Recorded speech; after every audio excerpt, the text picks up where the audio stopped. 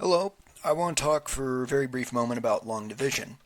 And it's something you learn how to do in school, and uh, you're never taught why it works.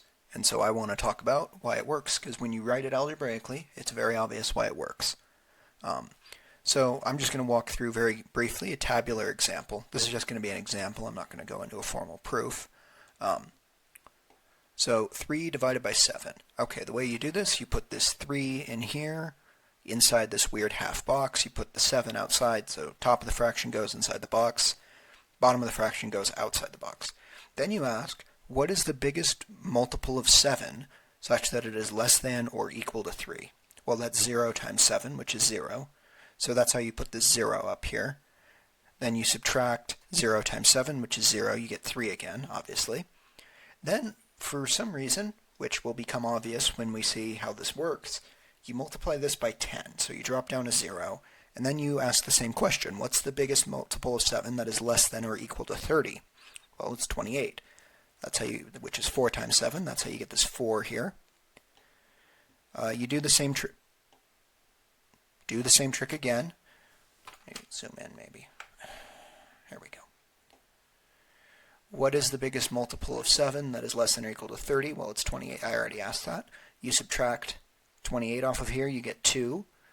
Well, what's the biggest multiple of 7 that's less than or equal to 2? That's 0. But really we want, what's the biggest multiple of 7 that's less than or equal to 20? That's 14, which is 2 times 7, so that's how we get this 2 up here. And you keep doing this, you eventually get a 4, 2, 8, 5, 7, and 1. And then there's this bar, and that comes from going way down here. Keep getting digits, and we get a 3 down here.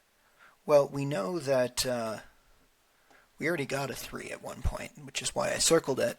And so, well, that tells us that this sequence is going to repeat.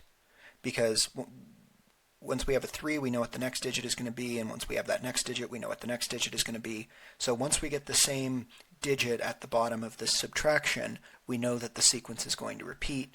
And so the notation for that is to put the bar over here. Again, this is algorithmic. You can teach it to children. Really not clear why this works or, how it works. But if we rewrite it algebraically, it's actually pretty clear. So first observation, 3/7 is equal to 1/10 times 30/7 by the properties of fractions. Let me zoom in. Well, this 30/7, that's equal to 28/7 plus 2/7. So this is equivalent to asking the question. So this step up here is equivalent to dropping down the 0, so to speak. This question is equivalent to asking what's the biggest multiple of 7 that is less than or equal to 30. Well, that's 4. Well, 1/10 times 4 plus 2/7, that's 4/10 plus 1/10 times 2/7, again by just the distributive property of rational numbers. Well, 4/10, if we have anything divided by a power of 10, then we can just read off a digit. So 4/10, that's 0.4. Plus 1/10 times 2/7. That's just copying that half of the equation. Well, 2/7, that's 1/10 times 20/7. Well, 20/7, that's 14/7 plus 6/7. I combine the two 1/10s to get 1/100th. Well, 14/7 plus 6/7. So we got the 27ths here. We rewrite that as 14/7 plus 6/7. Well, 14/7, that's equal to 2. Pull the 2 out.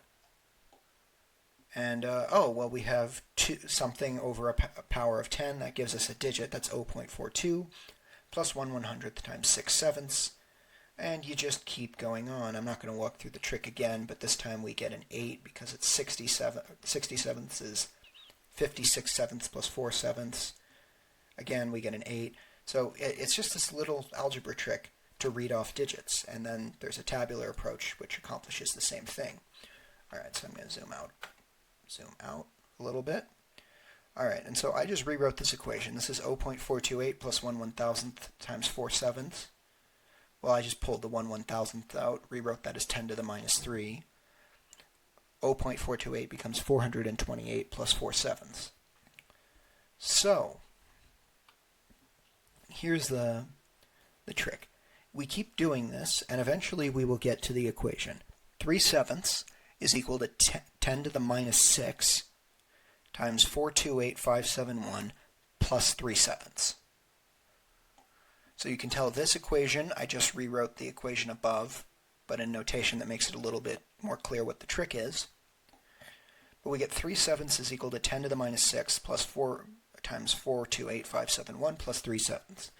So now we have a recursive relationship, and we can just substitute, well, we know what 3/7 is equal to.